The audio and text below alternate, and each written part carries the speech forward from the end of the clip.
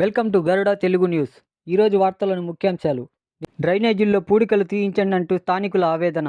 వివరాల్లోకి వెళ్తే, నెల్లూరు జిల్లా బుచ్చిరెడ్డిపాలెం పట్టణంలోని ప్రధాన కాలువలైన పాత, కొత్త గుడపల్లి కాలువలతో పాటు రేబాల కాలువల్లో పూడిక తీయించాలని సిపిఎం పార్టీ నాయకులు నగర పంచాయతీ అధికారులను కోరారు.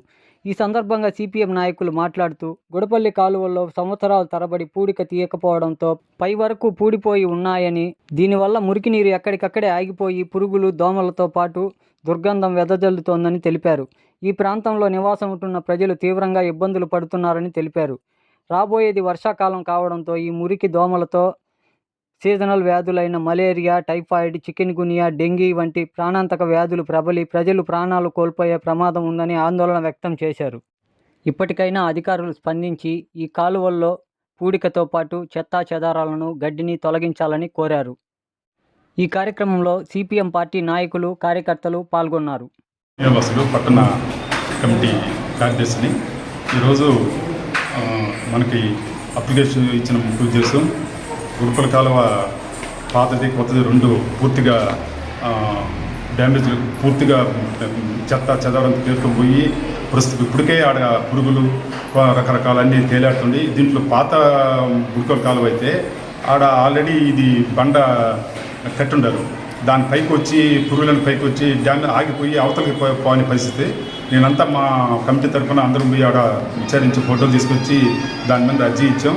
వెంటనే అవి కానీ చెక్కిపోతే రాబోయే వర్షాకాలం ఆ చెత్త అంతా ఆ బండ మీదకి వచ్చి కొంచెం డ్యామేజ్ చేసే పరిస్థితి, ప్రజలకి ఇబ్బంది వచ్చే పరిస్థితి. దాని మీద ఈరోజు అప్లికేషన్ ఇచ్చాం.